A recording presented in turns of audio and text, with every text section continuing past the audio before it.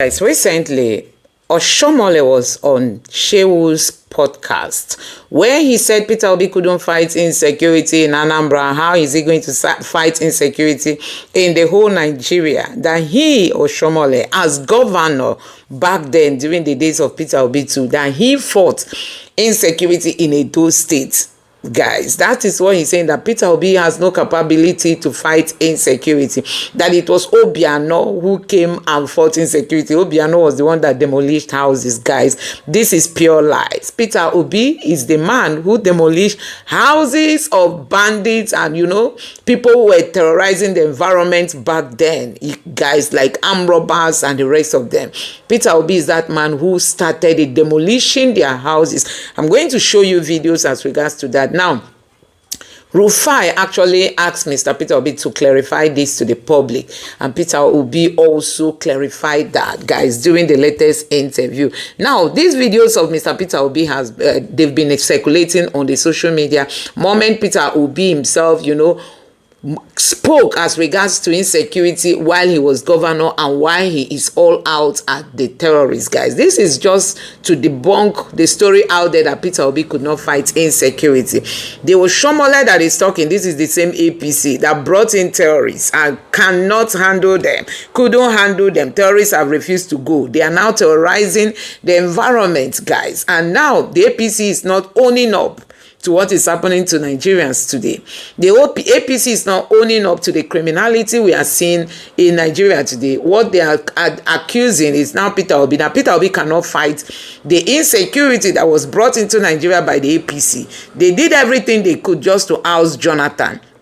Now, Jonathan has left. The evil they brought is not even allowing them, the APC members, to breathe. And now they are looking for Peter Obi to start accusing, guys. This is really so sad. Anyway, I'm going to allow you to take a look at the videos as regards to Peter Obi fighting insecurity back then in Anambra State, just for you to know that the APC does not feed on any other thing, if not lies. They will just want to, fabricate propaganda just to use it to dismiss Peter Obi's ability, to use it to dismiss Peter Obi's personality, what Peter Obi can do. The same insecurity which they used to oust Jonathan is what is now criticizing Peter Obi, that Peter Obi cannot come to stop it, guys. Now, take your time, watch these videos and let me know your honest reaction in the comment section. Please don't forget to subscribe and turn on the bell notification for more. Now, take a look.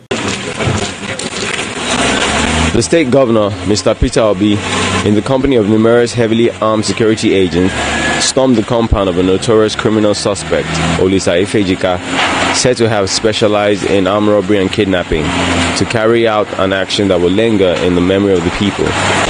This state made a law that if your property is used for this criminal activity, the state will confiscate the property, will demolish the property, and this particular property represents the worst of it. The demolition followed the arrest of the suspect and the recovery of assorted arms and ammunition hidden in plastic containers concealed behind the bungalow. The Anambra State Commissioner of Police says Mr. Ifejika had been on the list of most wanted criminal suspects in 2001 and linked to a series of high-profile crimes including armed robbery and kidnapping. The following arms and ammunition were recovered from an underground armory in his house. Number 1, 27 AK-47 rifles, 1 K2 rifle, 2 Type 06 rifles, 1 general purpose machine gun, 1 rocket launcher, 17 rockets, 6 pump actions gun, 3 den guns, 1 Beretta pistol, 13 rocket grenades. The governor appears set to see the suspect's business empire crumble completely. We will go after his businesses. We will go after the business of all that is involved in this criminality. I heard that he operates a hotel in Omaya. When I get back to the office now, I'm going to contact my senior brother in Omaya and request that hotel be sealed. The demolished structures comprise a bungalow, a 2-story building, and an extended building behind the bungalow, suspected to be a cell where kidnapped victims were kept in custody. The building had initially been partly razed by the police during the operation that led to the arrest of the suspect. The police confirmed he was in his residence drinking at the time of arrest at about 8 a.m. on Monday, September 3rd. The suspect's father is a native doctor, while his mother is a petty trader dealing in women's underwear. Both are currently in police custody. Some of the villagers said the suspect started with petty pilfering, then to community theft, before going full blast on sophisticated banditry. They commended the government for the bold step taken to rid the state of crime. We are indigenous of this very town, but we don't even know that this kind of thing is happening here. But since we have noticed, we are very happy to see the policemen, even the governor himself is here present, and the commissioner of police to witness what is happening here. So we are very happy. This thing where government do like it very well. 2 earth-moving machines were not enough to pull down the buildings, and then the excavator descended on the story building like the owner would on his victims, tearing apart the roof, pulling down the walls, and knocking down the stubborn beams.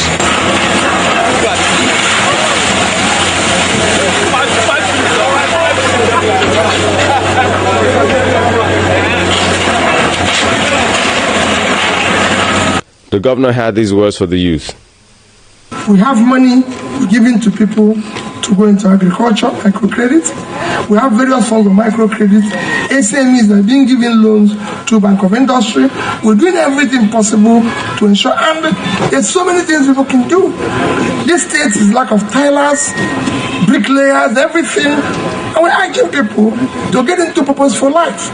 We can no longer continue this way of life.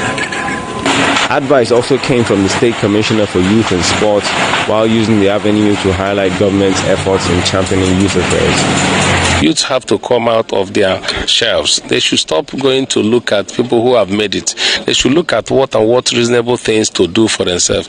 You'll be able to engage yourself in something serious. If you are hardworking, you must get something to do. We have a lot of programs for the youth to learn trade. There are so many things to learn. People don't want to go and do carpentry again. People don't want to do plumbing. People don't want to do fashion design. People don't want to go and do even video coverage. You see a lot of people doing this. They don't know what it means. We have a lot of things to teach youth to do in the society. With this fresh resolve by the state government to flush out criminal elements in Anambra State, there is a general agreement that the fight must be sustained, and for the governor, there appears to be no retreat. In Anambra State, we started in 2008 with 177 communities, which I personally went and visited the women and found one of their major problems being poverty. So we came back and put up a strategy in which to alleviate poverty at the grassroots level. A lot of our women in the rural area rarely goes to the hospital, so I'm piloting a scheme where I would, before the end of this year, distribute what we call a mama kit, educate these bed attendants, like have seminars for them, and we have these ambulances which we have locally in the local government, so we can encourage them. If you have a problem, you can run to the nearest hospital. One person must be in charge. One person must be in charge. That's what I told him in Are you saying that the current government is not in charge? I said one person must be in charge. We declare war. If you're ready to lead, you must be ready to die. If you're not ready to die, go home. Are you ready to die for Nigeria? Yes. Tomorrow, if I'm outside this country and there's war, I'll come back. I'm a Nigerian. I've never had any reason to have any country's passport. I lived abroad for years. People collected different passports. I've never taken it. God created me a Nigerian, and I'm ready to die here. It's one country. We cannot have a state, non-state actors take over the state. It's not possible. We used to have military that kept peace all over the world. Our military were able to help to keep peace from Europe to Sudan, to Liberia, to Kuwait, to everything. What will change? What changed, Rufai? A lot changed. Nothing changed. It is you must show commitment. We need to elect people who have the capacity, who have the competence, the compassion and commitment to deal with these issues. I cannot be able to talk about the new elections when our kids are in the bush. We will all go there and die with them. Will you have your children there and you'll be sleeping? It is not possible. Look at what has happened to our general. And people are keeping quiet. How? We have a country. And I can be killed tomorrow. If I die today, I didn't die a young man. I'm 54. So why are you afraid? We deal with it. We're supposed to be in one room now where 24 hours, all the service chiefs, everybody with the president is locked up in one room saying where are we going to blow down again for the things to work. That is the situation. In a country like Nigeria, where corruption has eaten deep into the system and integrity is a rare quality among politicians, a story shared by Apostle Chibuzo Gift Chinyere, the founder of Omega Power Ministry Port Harcourt, has once again proven why millions of Nigerians still hold Peter Obi in such high regard. Apostle Chibuzo revealed that one of his church members, who works with one of Nigeria's top security agencies, confided in him about something truly shocking. According to this officer, their agency was instructed to carry out a deep, intensive investigation into the life and records of Mr. Peter Obi going as far back as 1980 with the goal of finding just one thing, anything at all, to use against him. They wanted something they could twist, something they could use to tarnish his image or discredit his name. But after combing through every possible document, record, and transaction from over 4 decades, from 1980 till date, they found absolutely nothing. Not even one trace of corruption, not one questionable deal, not one case of financial mismanagement. Everything came out clean. Think about that for a moment. In a nation where political figures are often surrounded by endless scandals, where public office is seen by many as an opportunity for self-enrichment, they searched Peter Obi's life and came out empty-handed. That speaks volumes, not just about who he is as a politician, but about the kind of person he is as a human being. Apostle Chibuzo made this known through a post on his verified Facebook page. He wrote, and I quote, "One of my sons that works with one of the security agents told me yesterday that his office was instructed to do intensive investigation going back up to 1980 about Peter Obi to just find one thing to incriminate him, and they could not find even one." This revelation has once again shown why Nigerians support Peter Obi, and honestly, it's not surprising to those who truly know the man, Peter Obi. For years, people have described him as one of the most transparent leaders Nigeria has ever produced, a man who lives what he preaches. His humility, accountability, and prudence with public funds have always stood out.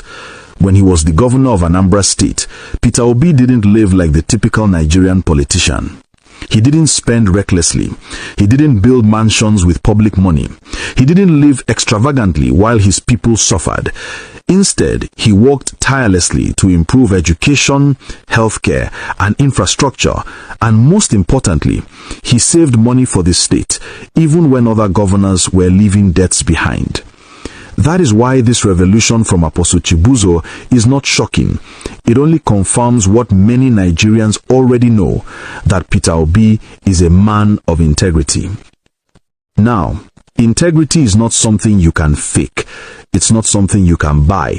It's something that shows over time, especially under pressure.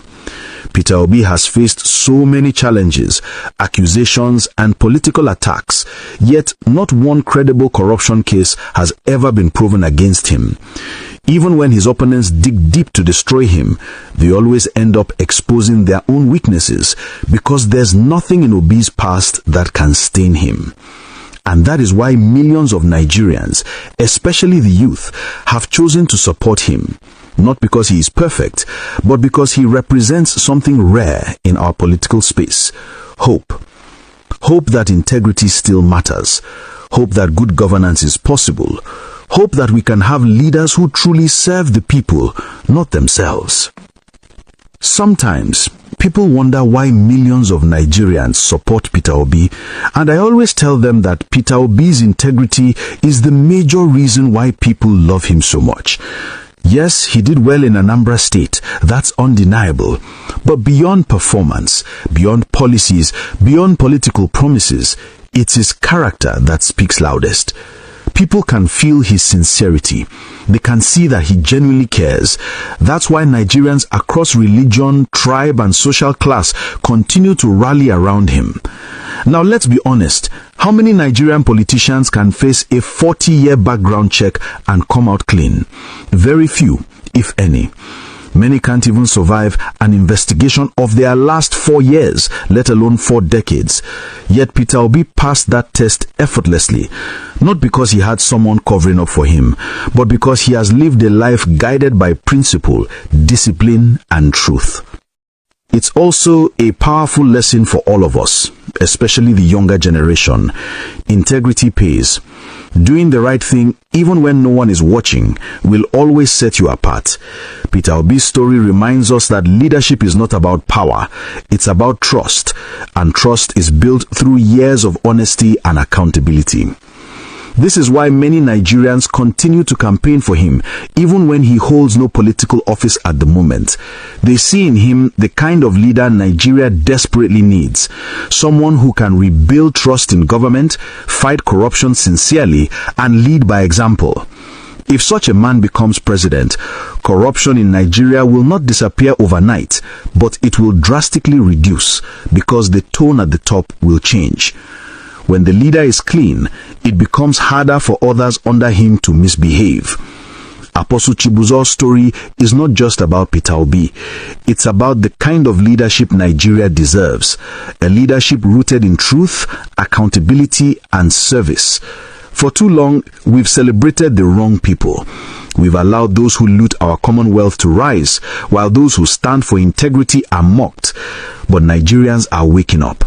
The obedient movement is proof that people are now more aware, more discerning, and more determined to take back their country. And so as we look ahead to 2027, the message is simple. Integrity must return to power. Nigeria needs a leader who has been tested and found trustworthy. A leader who doesn't see power as a personal gain, but as a sacred responsibility. That's why millions are saying, let's support Peter Obi again. Let's give this man a chance to fix our country. Because when we have a leader who cannot be bought, who cannot be blackmailed, and who cannot be compromised, that's when we will truly start building a new Nigeria. To Apostle Chibuzo, thank you for sharing this powerful testimony. To every Nigerian listening or watching, remember, integrity is not weakness, it's strength. And to Mr. Peter Obi, thank you for showing us that politics doesn't have to be dirty, that it's possible to serve and still stay clean. The search for something to incriminate Peter Obi failed, not because they didn't try hard enough, but because there was nothing to find. And that alone is the biggest testimony of who he truly is. A new Nigeria is possible. Let's put our hands together and support a man that has what it takes to turn around Nigeria. And that man is Mr. Peter Obi. So guys, let me quickly take you through some of the latest happenings on the social media. Bandits are human beings like us. Let's face them squarely. Retired general tells Tinubu, guys. This man is saying bandits are human beings like us. Let's face them. You know, this is coming after the children in Oyo State have spent more than 1 month and there is no sign of them coming out anytime soon, guys. As little as 3-year-old, 2-year-old, 4-year-old, 5-year-old were all taken by these terrorists. Until today, their whereabouts is still unknown to Nigerians. Now, this headline here says, when you think you've seen it all, just know you are just starting. Talking about Nigerian politicians, guys. Now, Tinubu legacy versus Obi legacy. Tinubu legacy, Agboro in Lagos, while Peter Obi built schools and impacted education, guys. That is it. The truth is there. A Nigerian soldier has come out to say he wants to leave the military, that he wants to learn mechanic, tailoring, plumbing, and all that. He said if a soldier begs begs you for money that you should give them, then life is so difficult for them, guys. This is what our military soldiers go through. Now, this video has been out there and people are reposting it. It says, this is bandit terrorists with their sponsors. A white man landed in a helicopter in the middle of the forest to meet their footed soldiers. All of these terrorist branches in the world are in Nigeria. All the terrorist branches in the world are in Nigeria as a safe place to operate uninterrupted. Uninterrupted. So much love of Nigeria. So this person is saying that, see, because this helicopter landed and some white men were seen coming out, and then when you look critically, it's shocking to see that these are mostly the Fulani terrorists, guys. You know, these are mostly the Fulani terrorists with guns, guys. And an helicopter landed here with white men coming down, guys. That raises question. You know, that raises a lot of questions. What were they coming here to do, guys? Now, this person is saying that this is how they sponsor terrorism in Nigeria, guys. Really so sad that all this is happening. Anyway, let's move to the next headline. This one here says Tinubu spent $150 million to block Trump's intervention in Nigeria. Security expert says. Now, security operative have raided a hotel in Auchi, Edo State, following recent wave of cult killings in the area, guys. Edo State, you talk of terrorists, they are ravaging everywhere. The cultists are also a very big challenge. And Okpebolo is there saying even if bandits kidnap all of us. Although Okpebolo has come out to threaten that he is going to be signing their death warrants if they continue like this, which is also a good move, guys, because you must like put fear in these guys to end their criminality. This one here said, this is Don Azza said, Tinubu tried to pull the ethnic card by telling people to stick to their own. Using a flawed analogy, indirectly he meant that even if your child continues to fail you, you shouldn't abandon him for another. MC always wasn't having it and shut it down. He stated that politicians have spent too long twisting adages for personal gain. They weaponize ethnicity to hide their failures, and it needs to stop. That's what we are seeing even till now. Some people prefer to vote for Tinubu even when they know that he will never do anything that will benefit Nigerians. Somebody said Tinubu is just doing business, that, you know, his own leadership style is anything that will favor him, not the masses. Now, Peter Obi has been trending today. He went to one specialist hospital somewhere in Enugu where he gifted them money. I think they had like a fire outbreak in part of the hospital. So Peter Obi went there today and, you know, gave them money as usual. And here it says video, how he's doing it, we don't know, but we just know he's getting it done. Peter Obi is him. The joy on the faces of Enugu people this morning said it all. Nigeria will be okay. So guys, this is Mama P accompanied Mr. Peter Obi to this event in Enugu State, where the people welcomed him with joy and happiness. And Peter Obi also donated money for them to rebuild the section of the hospital. He says Mr. Peter Obi at the Mother of Christ Hospital in Enugu today, where he donated 10 million to help them renovate parts of the building destroyed by fire. Nigeria will be okay, guys. This is amazing, guys. Nice to watch. This is a hospital and they had like a fire outbreak. Peter Obi went there to support them, to give them something to use. Now this is a northerner. He said he's wearing a jacket that can make you bulletproof and can make you disappear. Guys, they are now using the insecurity for their own commercial gain. He said if you wear these, bullets will not go through you, and if you are in serious attack, you will disappear and appear in your house. Nasarawa statesman says, guys, this is it. The insecurity has gotten to the point that people are now advertising it. Flashback to when Senator Oshiomhole exposed the atrocities on the Nigerian prison. He made the then Controller General of Police and Controller General of the Nigerian Correctional Service, Haliru Nababa, confessed to the commission's that the commission valued dog more than Nigerian prison. Guys, this is it. Anyway, this other headline says, we will force Bola Tinubu and INEC to conduct free and fair election. The 2027 election will not be business as usual. We cannot continue like this. Nigerian youth issues Stein warning to Tinubu and INEC. Guys, this is it. When the government wants to work, it will work. A government that can build this in 24 hours can also build 104 complexes of 1 and 2 room apartment in Abuja and destroy the high cost of rent and win election. The same way the government uses solar to power itself out of darkness but left you in band A. Notice how corruption did what affects this project. Notice how corruption did not affect this project. You who are writing a draft to attack this post, tell me what the government has done for you personally. So these are some of the reactions from Nigerians. Let me know your thoughts in the comment section below. Thank you.